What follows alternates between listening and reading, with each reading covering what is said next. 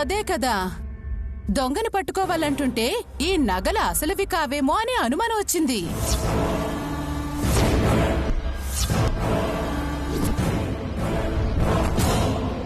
అవి అసలు నగలు కాకపోతే నువ్వు బతకనిస్తావా దమయంతి? ప్రాణం తీయను.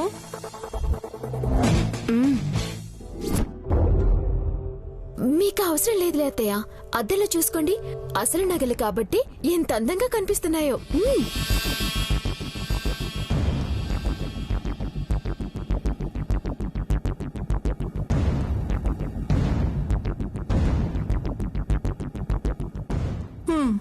చూసుకోవడం అయిపోయిందిలే.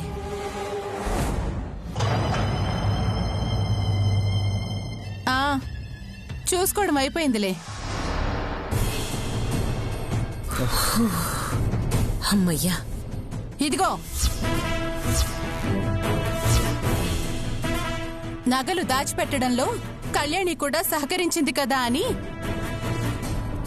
దీన్ని నెత్తిన పెట్టుకుంటానని మాత్రం అనుకోవద్దు. ఈ దమయంతి ఇలాంటి చిన్న చిన్న విషయాలకి మారదు.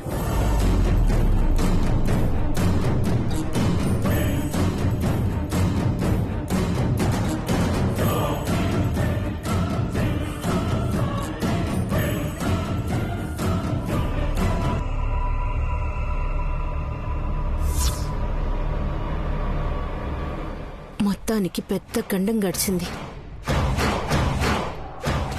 అమ్మని చూడగానే నాకేం చెప్పాలో అర్థం కాలేదు.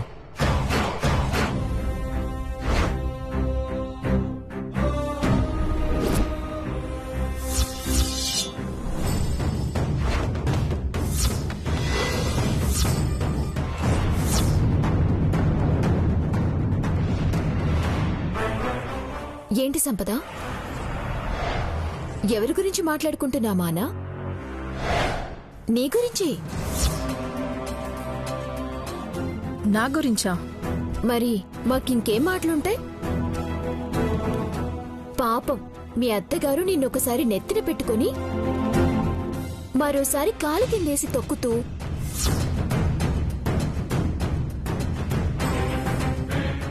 నీ జీవితాన్ని అల్లకల్లోలం చేస్తుంది కదా, దాని గురించి మాట్లాడుకుంటున్నాం. నాకేం అలా అనిపించలేదే. నేను చెప్పాను కదా, పాపం అని తన గురించి ఆలోచించినా నమ్మదు అని. వదిలేమ్మా, పద మన పని చూసుకుందాం.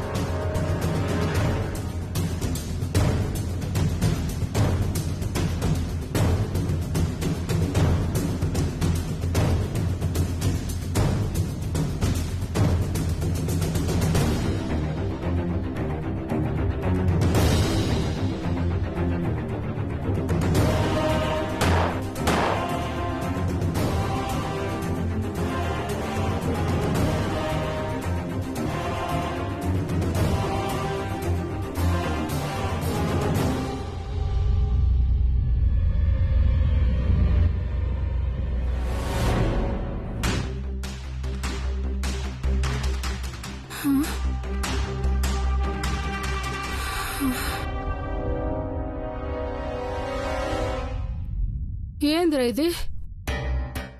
పైనుంచి పడి మనం బతికే ఉన్నామా, లేకపోతే నరకంలో గాని వచ్చి పడ్డామా?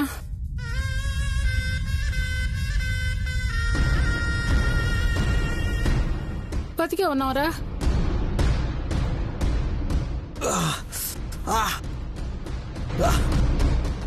ఏంద్రా, దెబ్బ తగిలినట్టుందిగా? దెబ్బదే ఉందిలే, మందు రాసుకుంటే తగ్గిపోద్ది. ప్రాణాలతో ఉన్నాం కదా, అజ్జాలు.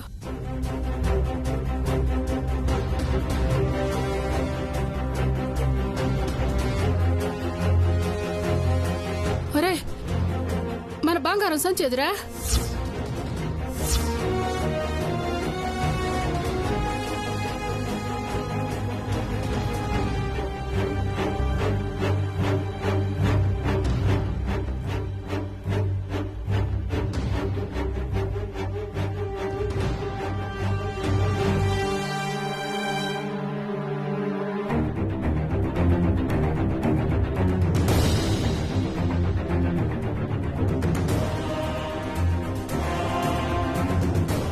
వామ్మో వామ్మో, ఆ బంగారంతో హాయిగా బతకొచ్చని అంత ఎత్తు నుంచి కిందకు దూకితే ఆ బంగారమే కనిపించుకుంటా పోయిందే.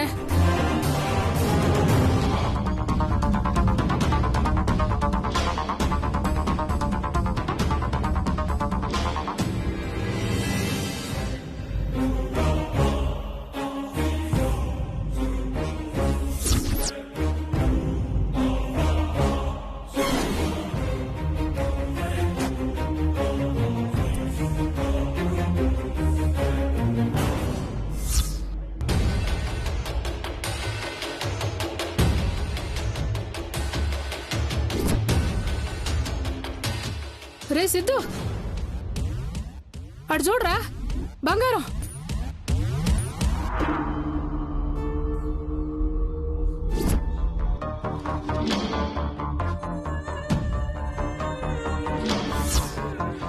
ఆడుందిరా సిద్ధు. అమ్మయ్యా, ఉన్నావా అమ్మా? పోన్లే, పై ప్రాణం పైన పోయినట్టయినది నాకు. అమ్మయ్యా, రారా ఇటీ.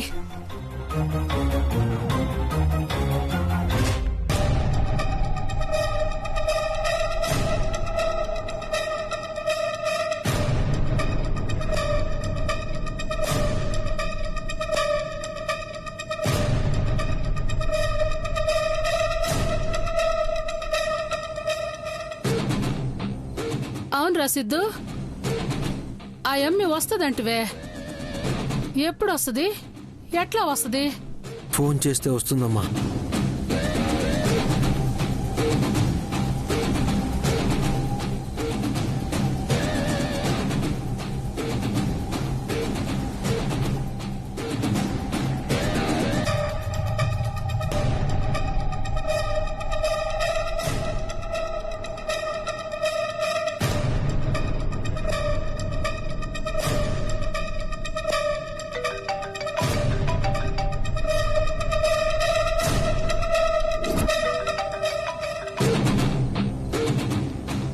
ఫోన్ చేసి మాట్లాడకుండా కట్ చేసినవేంద్రా?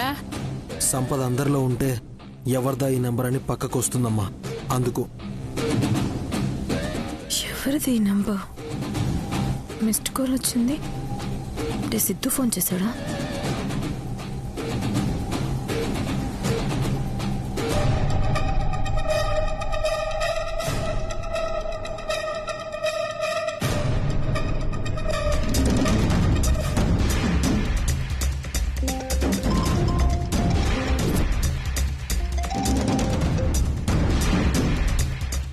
హలో శామ్, నువ్వా?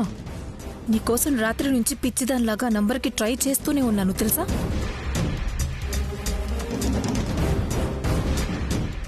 ఆ నెంబర్ నుంచి మాట్లాడే శౌర్యకి దొరికిపోయాను శామ్. అందుకే ఆ సిమ్ తీసి పారేశాను. సరే, ఆ శౌర్య కళ్యాణీల నుంచి తప్పించుకుని బంగారంతో సేఫ్గా అడవిలో ఉన్నాం. ఇక్కడ నుంచి అడ్డదారిలో నడుస్తూ వెళ్తే యాదాద్రి దగ్గర రామగిరి పక్కన తేలుతాం. నువ్వు త్వరగా అక్కడికి వస్తే ట్రైన్ ఎక్కి ముగ్గురం దూరంగా వెళ్తే ఈ బంగారంతో హ్యాపీగా బ్రతికేచ్చాం. ఆ బంగారంతో బ్రతకాలి అనుకుంటే ఉరితాడుతో ఉరేసుకున్నట్టే.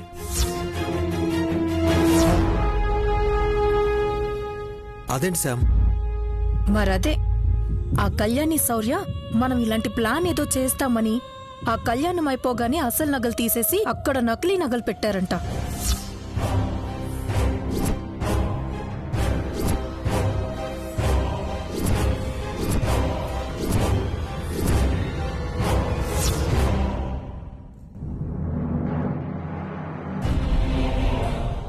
ఈ బంగారం తీసుకురావడానికి మీరందరూ పోయింది అని బాధపడుతున్న ఆ బంగారం.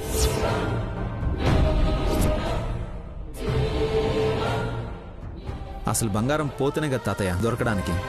అందుకే రాత్రికి రాత్రి ఎవరికి తెలియకుండా ఆ బంగారాన్ని మహాలక్ష్మి దగ్గర పెట్టి నకిలీ నగల్ని దేవుడికి అలంకరించాం.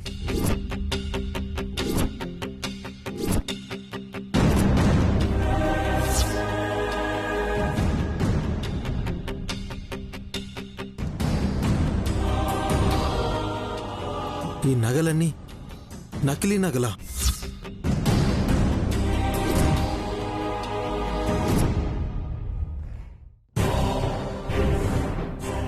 అవును, ఆ నగలన్నీ నకిలీ నగలే.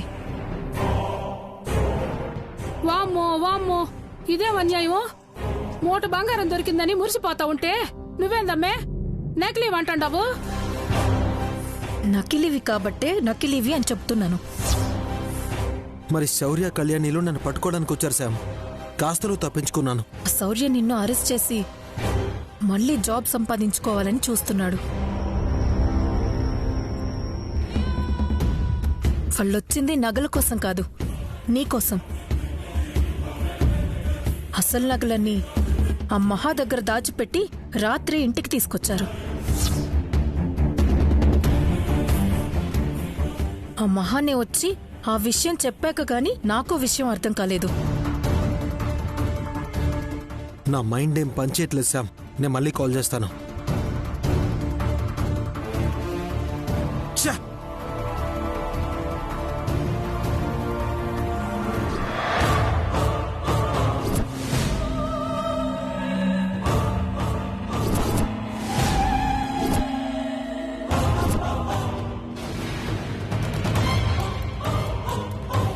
ఏంటి సంపద, ఉదయాన్నే ఎవరితో మాట్లాడుతున్నావు? హా, తాతయ్య. మా తాతయ్యకి కాల్ చేశాను. తాతయ్య ఆరోగ్యం ఎలా ఉందో ఏంటో తెలుసుకుందామని. అవునా? అవునమ్మా. లేదంటే ఫోన్ చేయడానికి నాకింకెవరున్నారు?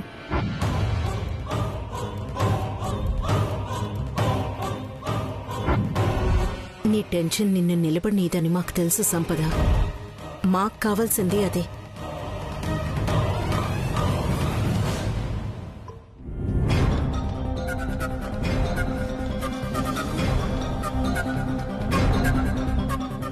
దమయంతి, పోయిన నగలు దొరికాయన్న ఆనందంలో ఆ నగలు వదలదు కదా అత్తయ్య. అలా అని ఇంట్లోనే ఉంచుకుంటుందా ఏమిటి? దమయంతి, దమయంతి! ఏంటమ్మా? నగలన్నీ శౌర్య లాకర్లో పెడుతున్నాడు. నీ దగ్గరున్న బంగారం కూడా ఇవ్వు.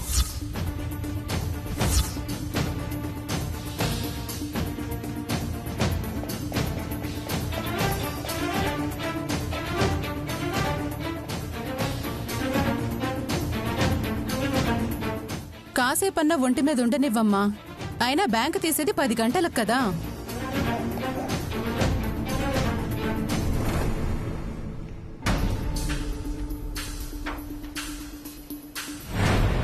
సంపద, మళ్ళీ నగలు లాకర్లోకి పంపించే ప్రయత్నాలు జరుగుతున్నాయి. లాకర్లోకి వెళ్ళాయా మనం ఇక బంగారం మీద ఆశలు వదులుకోవడమే.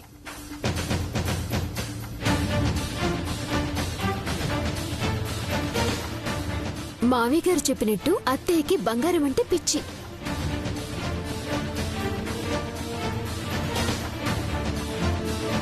కాసేపు పెట్టుకునివ్వండి. అంతగా అయితే మధ్యాహ్నం తీసుకెళ్లి లాకర్లో పెడదాం.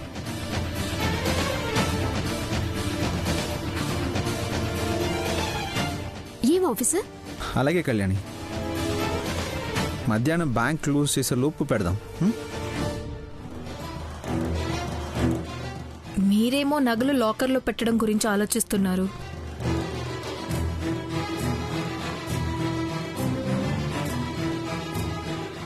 కానీ ఆ నగల గురించి అత్తయ్య ఎంత బాధపడ్డారో నాకు తెలుసు.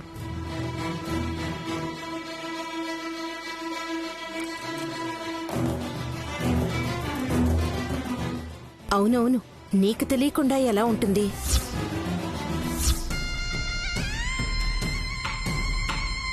అందుకే అత్తయ్య గారి నగలు దొరికితే వైభవలక్ష్మి అమ్మవారికి వాటిని అలంకరించి పూజ చేస్తానని మొక్కుకున్నాను.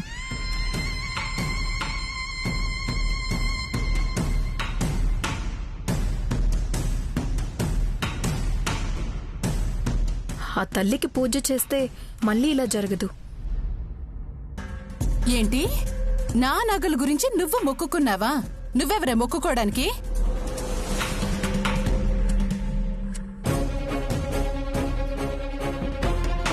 అదేంటోదినా, నీ బంగారం పోయిందన్న బాధలో నీ కోడలు కాబట్టి మొక్కుకుని ఉంటుంది. అందులో తప్పే ఉంది. నా కోడలు అని నేననలేదు, కోర్టులో అనిపించి వచ్చింది.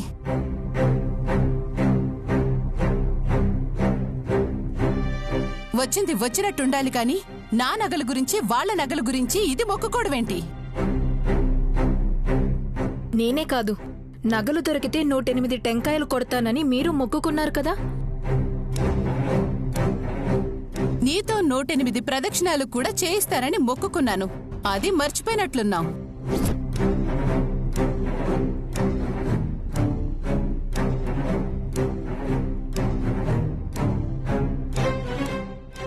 అయినా నగలు పోతే అలా అని మొక్కుకున్నాను కాని ముందు జాగ్రత్తగా వాటిని దాచిపెట్టాడు నా కొడుకు. కాబట్టి నగలు పోయినట్టుగా కాదుగా. ఇప్పుడు నువ్వు చెప్పేదేంటి సంపద? సిద్ధు నకిలీ నగలు ఎత్తుకెళ్లాడు కాబట్టి మళ్ళీ అలా జరగకుండా పూజ చేద్దాం అంటావు, అంతేగా?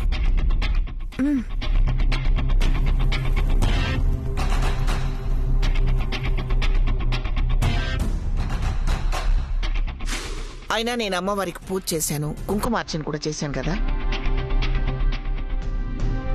మీరు చేస్తే అత్తయ్య చేసినట్లు కాదు కదా.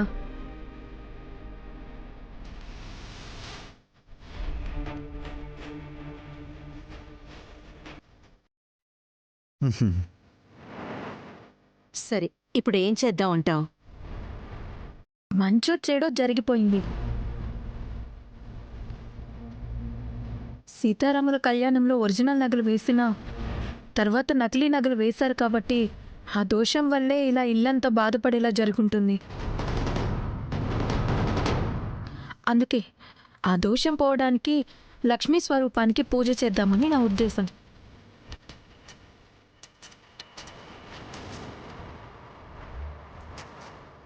అవును శౌర్య, సంపద చెప్పింది కూడా నిజమే కదా. నాకు అదే అనిపిస్తోంది. మన వల్ల జరిగిన తప్పుకి క్షమించమని లక్ష్మీదేవికి పూజ చేద్దాం.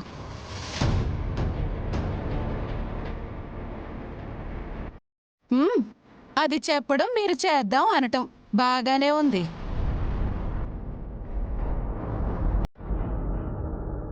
వద్దనడానికి కారణాలు కనిపించడం లేదు కదమ్మా. సంపద మన గురించి, మన నగల గురించి ఆలోచించి పూజ చేద్దాం అంటుంది. కాదని ఎలా అంటాం?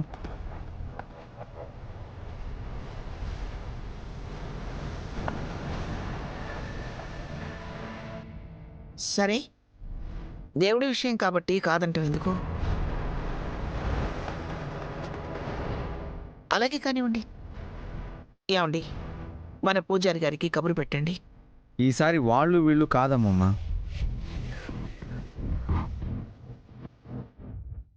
అమ్మవారికి పూజలు జరిపించే ఒక వ్యక్తి నాకు తెలుసు.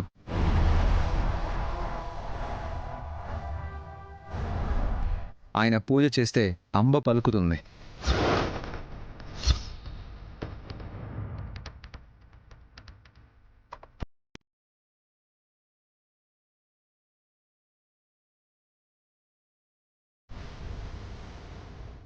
అంబ పలకడమేంట్రా?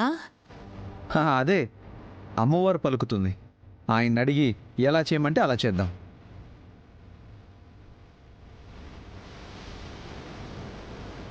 నా మాట కాదనకుండా ఒప్పుకున్నందుకు థ్యాంక్ యూ శౌర్య.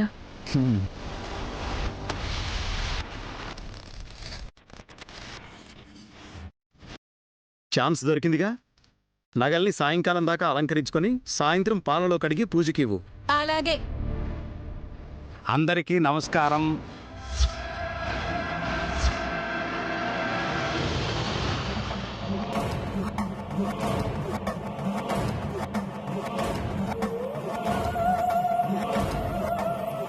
ఏంటి గుడిలో దీపంలా ఎప్పుడూ వెలుగుతున్న మీ ముఖాలు అలా వాడిపోయి ఉన్నదే? ఏమైందమ్మా?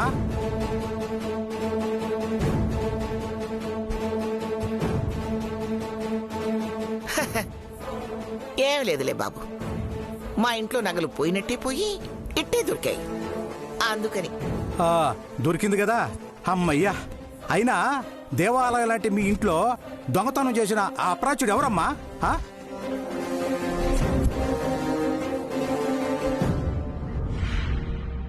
దాని గురించి మా సంపదక్క చాలా బాధపడి సాయంత్రం పూజ చేస్తోంది.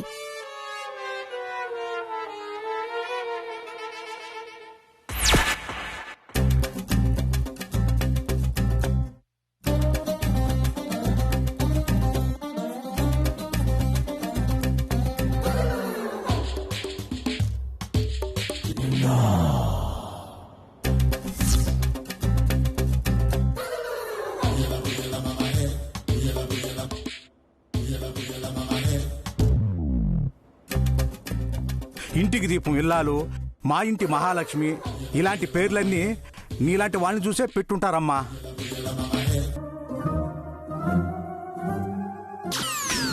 అత్తింటి బాధలు చూసి మీ ఇంట్లో పూజ చేస్తానన్నావు చూశావు, అక్కడ టచ్ చేసావమ్మా నన్ను.